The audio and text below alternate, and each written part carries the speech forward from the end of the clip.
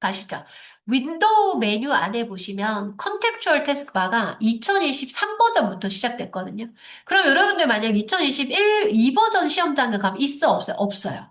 시험장에 어떤 버전일진 모르지만 이걸 계속 서버릇을 하다 보면 메뉴가 어디 있는지 알 수가 없어서 그러니까 이게 없는 데서 쓸 수 없는 사람이 되어버리는 거지. 그걸 목적으로 하는 게 아니기 때문에 우리 시험 준비할 때는 이거 끄고 쓰도록 할게요.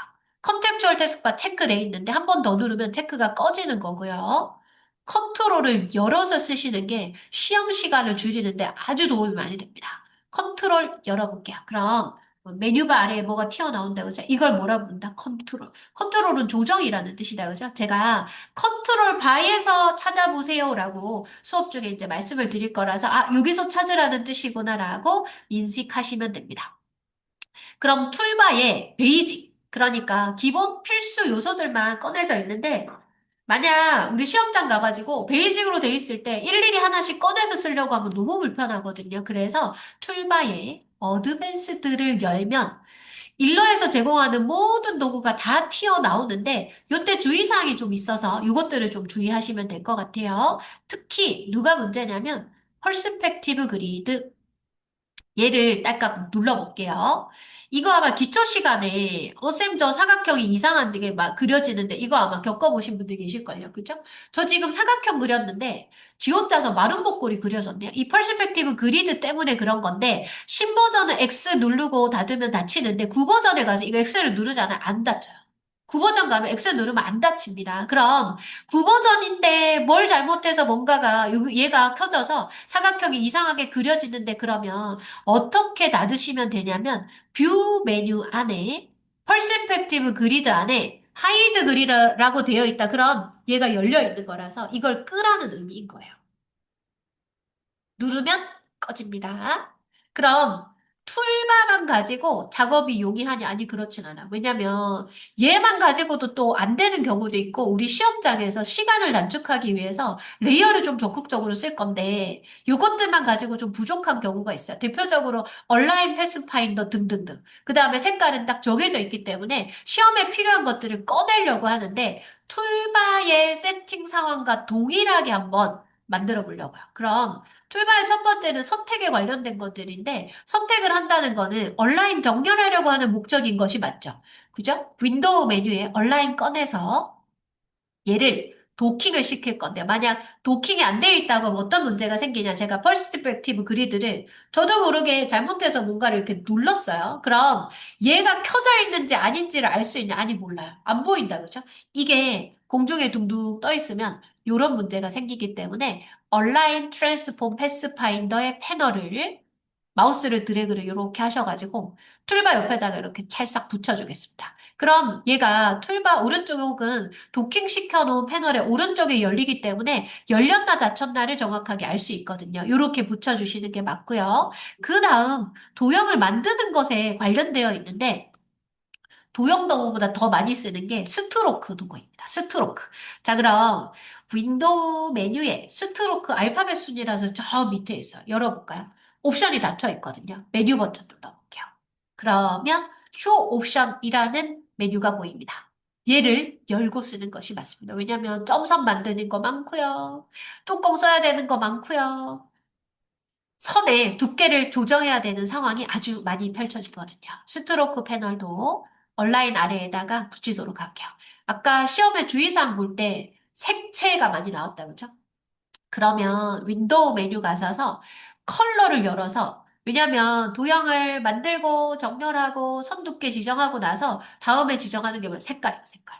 컬러 패널 열어볼게요. 그럼 이 컬러도 열려 있는 것이 맞고요. 이 컬러 패널을 스트로크 아래에다가 이렇게 집어넣어 주세요. 마지막 한 가지 남았습니다. 브러쉬, 심볼 등등이 주요하게 사용이 되는데 윈도우 메뉴에 브러쉬 패널을 열어보시면 스와치 브러쉬 심볼이 같이 묶여 있는데요. 시험장에서 스와치 쓸 일이 있나? 예, 있어요. 있어요. 그래서 스와치를 기본으로 열어서 어디다가 컬러 패널의 하단에 도킹을 딱 시켜주면 아주 시험에 아주 유용한 세팅으로 바뀌었거든요. 그러면 이 버전을요, 이 워크스페이스를 옛날 버전으로 열면 어떻게 되냐? 예전에는 프로퍼티즈가 없었어요.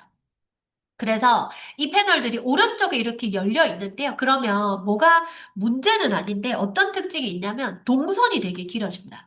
여기서 선택하고 여기서 작업하고 여기서 왔다 갔다 이렇게 돼야 돼서 동선이 되게 길어지는데 예전에 클래식 버전에서 오른쪽에 열렸던 얘네들을 툴바 옆에다가 이렇게 붙여놓으면 동선이 이렇게만 왔다 갔다 되니까 동선이 좀 짧아서 시간을 줄이는데 아주 중요하대요. 그럼 요거 세팅하는 거 지금 제가 녹화를 해놨으니까 시험장 가셔서 이 세팅을 하셔야 돼요. 아셨죠?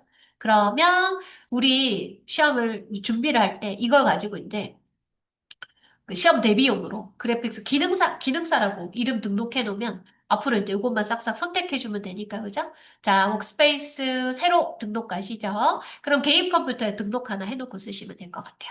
윈도우의 워크스페이스, 뉴 워크스페이스. 그럼 기능사라고 이름을 정하면 뭐 내일 와가지고 자리가 바뀌어도, 그죠? 기능사 이름으로 등록할게요. 환경 설정도 있는데 지금 쉬는 시간이 어느 정도 되어버려가지고 일단 제가 녹화하는 거는 잠깐 중지해 놓을 거고요. 오케이. 환경 설정 들어갈게요. 컨트롤 K 들어갑니다. 환경 설정 컨트롤 K. 그럼 클릭 투 아이솔레이트. 아이솔레이트가 고립되다라는 뜻인데 우리 고립 모드 너무 잘 알고 있거든요. 그러니까 이 편집 모드 잘 알고 있는데 편집 모드를 좀 비유적으로 표현하자면 지하 2층에 내려가서 작업을 하는 건데 시험장에서 좀 긴장되고 당황했다기보다 좀 긴장되고 하니까 아이솔레이트 모드인지 모르고 그냥 여러 가지 작업을 해놨어요. 그럼 아이솔레이트 모드에 빠져나오면 여기 바깥쪽에, 이 구간 바깥쪽에 있는 이미지를 안 보이니까 시험장에서 이걸 그냥 깜빡 모르고 했는데 이걸 나중에 알게 됐다 하더라도 시간 부족한데 어떡하지? 이러고 이제 당황하는 거지. 이 더블 클릭 도 아이솔레이트가 내가 더블 클릭하지 않았는데도 그러니까 누군가를 선택을 하고 난 다음에 키 오브젝트로 만들려고 시간차를 한참 두고 클릭했는데도 불구하고 신버전의 일러는 지 혼자 더블 클릭했다고 생각해서 아이솔레이트 모드로 그냥 막 들어가 버려요. 이거 체크 끄는 것이 시험장에서는 훨씬 더 좋습니다. 스케일 코너하고 스케일 스트로크 이펙트는요, 꼭 체크하고 만드셔야 됩니다.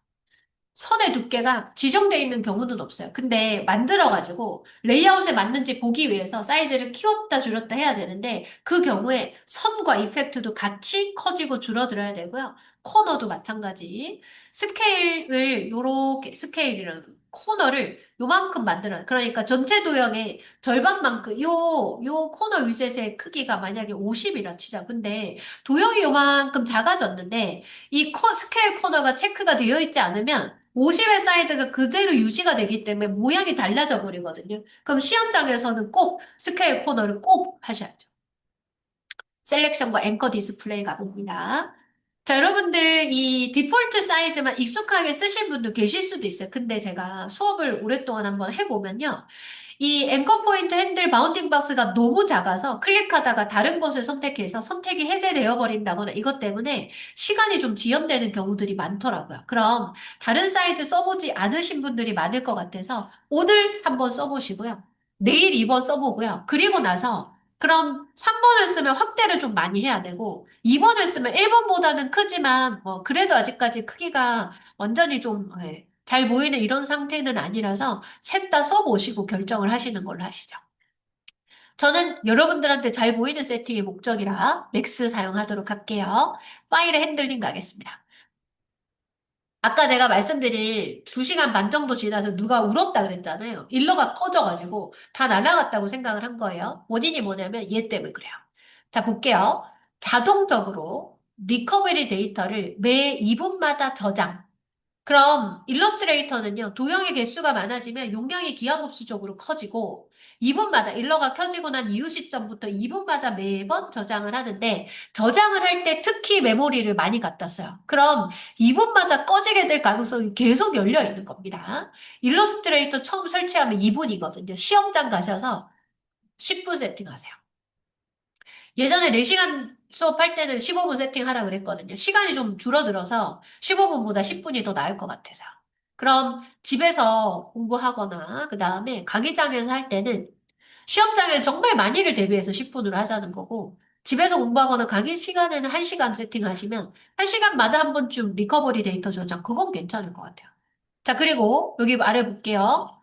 최근에 사용한 파일 보기 20개. 얘도 그래픽카드 메모리 가져가거든요. 그럼 우리가 그 준비를 할 때 이전에 사용한 누군가가 만든 지지난주에 썼던 19번째 파일을 볼 필요가 있어. 없네요? 얘도 메모리 쓰니까 이것도 0으로 바꿔버릴게요. 아, 물론 시험장에서는 이거는 건들지 않아도 왜?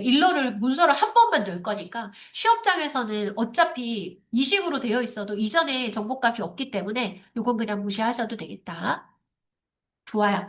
그럼 이렇게 세팅하셔가지고 오케이 하시면 시험을 위한 세팅이 딱 완료가 된 거고 개인 컴퓨터에도 세팅 값들이 많이 남아있기 때문에 시험 하실 때는 환경 설정 확인하시고 인터페이스 확인하셔서 작업하시면 돼요.